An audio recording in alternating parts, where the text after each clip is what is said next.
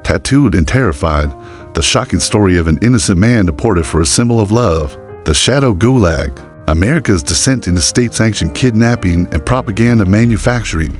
The night the rule of law died, the fluorescent lights of the Dallas Ice Processing Center hum ominously as Nur Alvarado, flour still dusting his baker's apron, was shoved into a holding cell.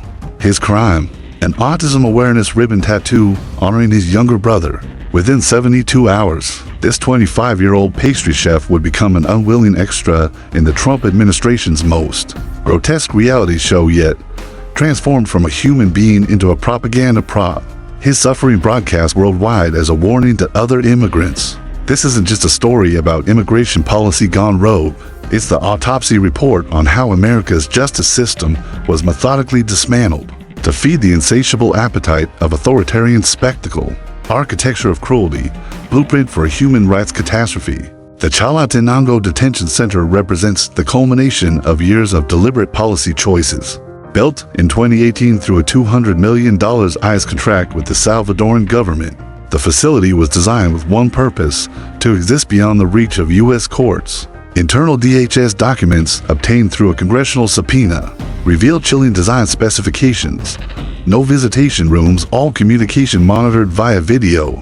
No law library, intentional obstruction of legal access, overhead restraint hooks. For non-compliant detainees, 500-person capacity regularly stuffed with 1,000 to 100 bodies. Former Warden Carlos Mendez, who resigned in 2019, testified to the Inter-American Commission on Human Rights about the facility's true function. They didn't want a prison. They wanted a sound stage. Every week, DHS would send photographers to capture the most dehumanizing angles, men stripped naked. During cavity searches, mothers weeping as children were taken away.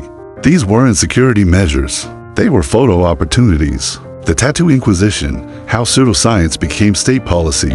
The administration's so-called gang identification protocols represent one of the most egregious perversions of forensic science in modern history. A 400-page ICE training manual leaked to the Southern Poverty Law Center reveals tattoo misinterpretation matrix classifying autism ribbons as MS-13 symbols. 3 strikes policy where any 3 tattoos equals automatic gang designation. Family member testing.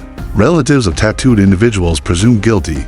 Dr. Elena Vasquez, a Stanford dermatologist who analyzed ICE's methods, found a 92% error rate in their assessments. They're using the same flawed techniques that sent innocent men to prison. During the satanic panic of the 1980s, she testified before Congress. Except now it's not just prison, it's permanent disappearance.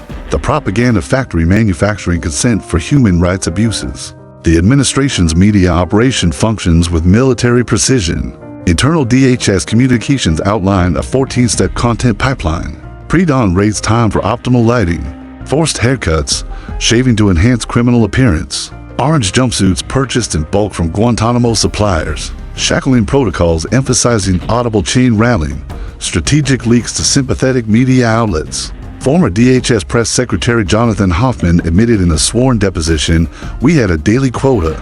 3 viral videos, 5 shareable mugshots. The Secretary's office would personally approve which detainees looked sufficiently threatening." For the footage, the legal black hole, how America built its own offshore torture site. Chalatenango's true innovation isn't its brutality, but its jurisdictional ambiguity.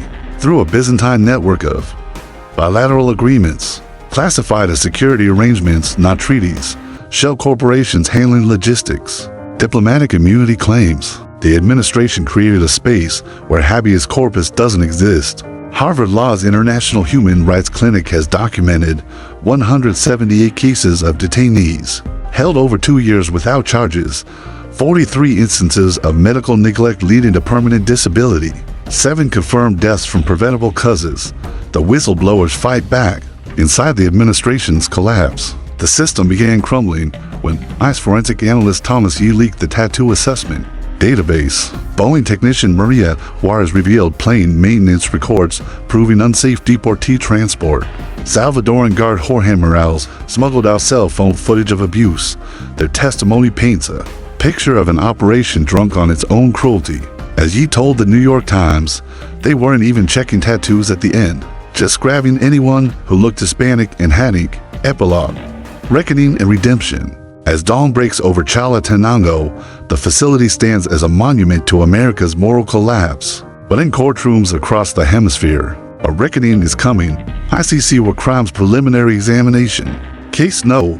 ICC 01-22. Class action lawsuit Alvarado v. DHS seeking $0.3 billion in damages. UN Special Rapporteur investigation into crimes against humanity. The road to justice will be long. But as Nur Alvarado whispered to his sister during their first permitted phone call, they wanted US to disappear. Make sure the world remembers. Final warning. This is how democracies die. When future historians analyze America's descent into authoritarianism, they will mark the Chalatenango experiment as the turning point. The moment we abandoned, not just our laws, but our humanity. The photographs may fade, the news cycles may move on, but the stain on our national conscience is permanent. Only through relentless truth-telling, uncompromising justice, and institutional safeguards can we ensure such darkness never finds purchase again. The choice is ours. Will we be remembered as the generation that allowed this evil, or the one that stopped it?